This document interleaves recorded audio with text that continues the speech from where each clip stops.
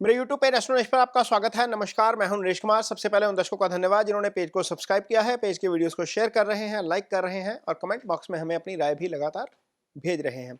दोस्तों, बुध जो बुद्धि के कारक हैं, सूर्य के सबसे करीब ग्रह हैं।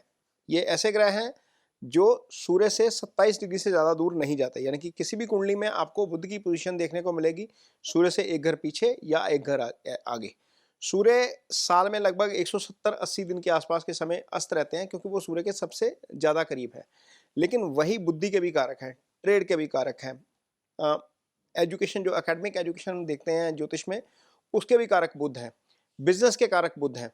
तो यदि बुध आपकी कुंडली में अच्छी स्थिति में आ जाते हैं, गोचर में आते हैं, हालांकि ये गोचर बहुत लंबा नहीं होता, कई बार बुध 21 दिन एक ही राशि में गोचर करते हैं। हाँ, जब वक्री या अस्त हो जाते हैं, वक्री अवस्था में जब जाते हैं तो थोड़ा सा गोचर लंबा हो जाता है, लेकिन अदरवाइज बुध का गोचर स्टैंडर्ड यदि हम देख के चले तो 20-22 दिन के आसपास का ही होता है।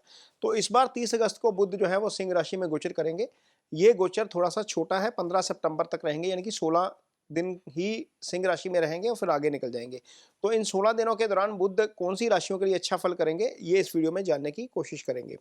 तो बुध का गोचर चूंकि सिंह राशि में हो रहा है, तो सिंह राशि जो है वो यदि हम वृषभ राशि का चार्ट बनाएंगे तो 4th हाउस में आ जाएगी। तो 4th हाउस का जो गोचर है बुध का अच्छा होता है, और बुध का गोचर जो है वो सिंह राशि के लिए, वृषभ राशि के लिए इसलिए अच्छा है क्योंकि बुध वृषभ राशि के लिए धन भाव के स्वामी हैं और पंचम भाव के स्वामी हैं। यदि आप वृषभ राशि की कुंडली बनाएंगे तो दूसरे भाव में मिथुन राशि आ जाएगी जो धन स्थान होता है, 5वें भाव में आ जाएगी कन्या राशि। तो कन्या राशि जो होती है वो बुध की मूल त्रिकोण राशि है। तो पंचम के अच्छे फल मिलेंगे वृषभ राशि के जातकों को, धन स्थान के अच्छे फल मिलेंगे। पंचम बुद्धि विवेक का भाव होता है, पंचम संतान का भाव होता है, पंचम एंगेजमेंट का भाव होता है। तो यदि पंचम एक्टिव है, यानी कि पंचम का स्वामी अच्छे प्रभाव में है, तो निश्चित तौर पर आपको इस एरिया से संबंधित फल अच्छे मिल सकते हैं। यदि आप मैरिड हैं, संतान है, तो संतान पक्ष से अच्छी खबर आ सकती है। यदि आप कहीं बिजनेस कर रहे हैं तो वहां पर धन का लाभ हो सकता है, क्योंकि धन भाव का स्वामी अच्छे गोचर में चला जाएगा। यहाँ पर यह स्थिति आपके लिए अच्छी है।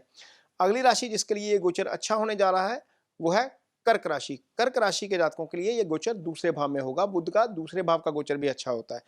चूंकि कर्क राशि के जातकों के लिए बुध पराक्रम के भाव के भी स्वामी हो जाएंगे और 12वें भाव के भी स्वामी हो जाएंगे, तो विदेश यात्रा का योग यहाँ पर बनता है। और कोई भी काम करेंगे आप इन 15 दिन में, आपका कॉन्फिडेंस लेवल थोड़ा सा बढ़ा हुआ नजर आएगा। क्योंकि बुध खुद धन स्थान में है तो धन स्थान के भी अच्छे फल कर जाएंगे, तो लाभ भी हो सकता है। धन लाभ होने के चांसेस भी आपको यहाँ पर बहुत ज्यादा है। अगली राशि जिसको इसका फायदा होगा वो है तुला राशि। तुला राशि के जातकों के लिए बुध का गोचर होगा 11वें भाव में। अब तुला राशि एक ऐसी राशि है जो शुक्र की राशि है और बुध यहाँ पर इस राशि के लिए भाग्यस्थान के स्वामी हो जाते हैं। यदि तुला राशि की पत्रिका बनाएंगे तो बुध की मिथुन राशि जो है वो आपके 9th हाउस में आएगी। इसका मतलब यह है कि भाग्यस्थान के फल अच्छे हो जाएंगे, क्योंकि 11वें भाव में बुध गोचर करेंगे, और आपके लिए 12वें भाव के फल अच्छे हो जाएंगे। विदेश से संबंधित जिनका काम है, जो इंपोर्ट एक्सपोर्ट का काम करते हैं, जिनका फॉरेक्स का काम है, जो इमिग्रेशन के काम में इन्वॉल्व हैं, या एमएनसीज के लिए काम करते हैं, जिनका इनकम का साधन बाहर से बनता है, उनके लिए समय अच्छा हो जाएगा। तो तुला राशि के जातकों के लिए यह समय आय के लिहाज से, प्रमोशन के लिहाज से, भाग्य के लिहाज से, अध्यात्म के लिहाज से, विदेश यात्रा के लिहाज से और धन के लिहाज से अच्छा है। तो यहाँ पर तुला राशि के जातकों के लिए भी बुध का ये गोचर अच्छा होगा।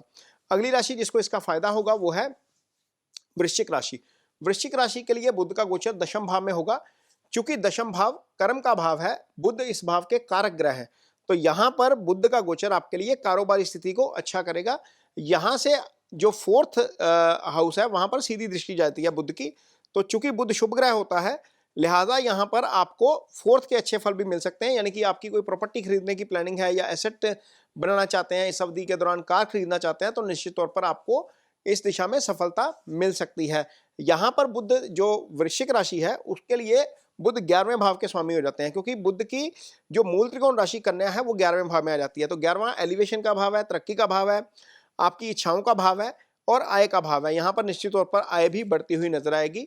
बुध यहाँ पर अष्टम के भी स्वामी हो जाते हैं। अष्टम से हम रिसर्च देखते हैं। अष्टम से वैसे तो सडन लॉस देखा जाता है, लेकिन चूंकि भाव का स्वामी अच्छे प्रभाव में है, तो निश्चित तौर पर आपके लिए जो रिसर्च का काम करते हैं, जिनका काम मेडिकल रिसर्च का है या जिनका काम साइंटिफिक रिसर्च का है, उनके लिए यहाँ पर अच्छे जो है वो रिजल्ट देखने को मिलेंगे। अगली राशि जिसको इसका फायदा होगा वो है मकर राशि के जातकों के लिए ये गोचर आपका होगा अष्टम भाव में।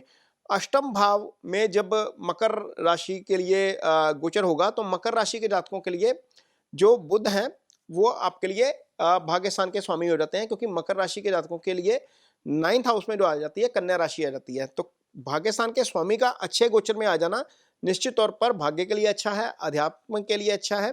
इसके अलावा यदि मकर राशि की हम पत्रिका बनाते हैं तो जो 3 राशि होती है, मिथुन राशि होती है, वो छठे भाव में आ जाती है। तो रोग ऋण शत्रु का भाव होता है ये, तो निश्चित तौर पर इस मोर्चे पर थोड़ी सफलता मिल सकती है। छठे का स्वामी अष्टम में जाना वैसे भी अच्छा होता है। तो यहाँ पर यदि आपका कोई कोर्ट केस है वहाँ पर सफलता मिल सकती है। यदि कोई आपके ऊपर कर्ज की स्थिति है या कुछ डेट से संबंधित इशू है या कोई वैसे कंट्रोवर्सी हो गई है, किसी ने आरोप लगा दिया झूठे, तो वहाँ पर आपको सफलता मिलती हुई नजर आ सकती है, क्योंकि भाव का स्वामी अच्छे प्रभाव में है। अगली राशि जिसको इसका फायदा होगा वो है मीन राशि। मीन राशि जो है वो गुरु की राशि है। बुध यहाँ पर दोनों केंद्रों के स्वामी हो जाते हैं, क्योंकि मीन राशि की यदि हम पत्रिका बनाएंगे तो बुध की कन्या राशि सीधा सप्तम भाव में आ जाएगी और जो मिथुन राशि है वो आपके 4th हाउस में आ जाएगी। तो दोनों केंद्रों के फल जो हैं वो यहाँ पर अच्छे करेंगे बुध, क्योंकि यहाँ पर छठे भाव में गोचर करेंगे। तो छठा भाव क्या होता है? छठा भाव रोग का, ऋण का, शत्रु का भाव होता है।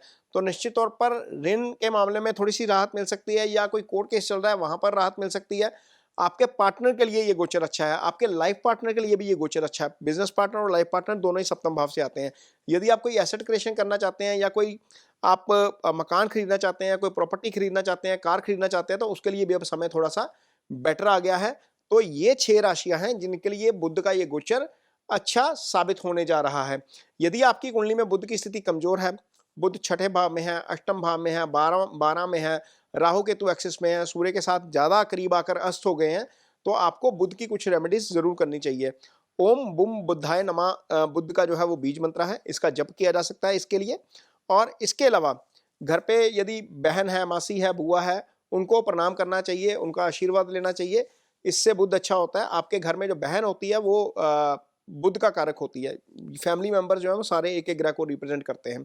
जैसे भाई मंगल को रिप्रेजेंट करता है, बहन बुध को रिप्रेजेंट करती है, मदर चंद्रमा को रिप्रेजेंट करते हैं, फादर सन को रिप्रेजेंट करते हैं, आपकी पत्नी शुक्र को रिप्रेजेंट करती है, और पति जो होता है वो बृहस्पति को रिप्रेजेंट करता है। तो सारे ग्रह एक्चुअली घर में ही होते हैं।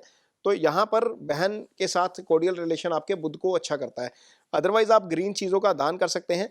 बुध एकेडमिक के कारक हैं, बुध हरियाली के कारक हैं। एक पेड़ लगाना भी बुध के लिए अच्छा होता है। वैसे भी मानसून का सीजन चल रहा है, यदि आप एक पेड़ लगाते हैं, उस पेड़ को ग्रो करते हैं, तो आपके बुध की पोजीशन में सुधार होता है।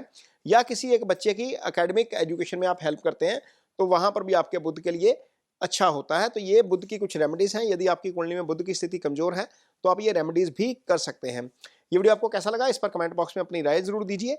यदि ये वीडियो अच्छा लगे तो इसे शेयर जरूर करिए, पेज को सब्सक्राइब जरूर करिए। इसके साथ ही मुझे दीजिए इजाजत। नमस्कार।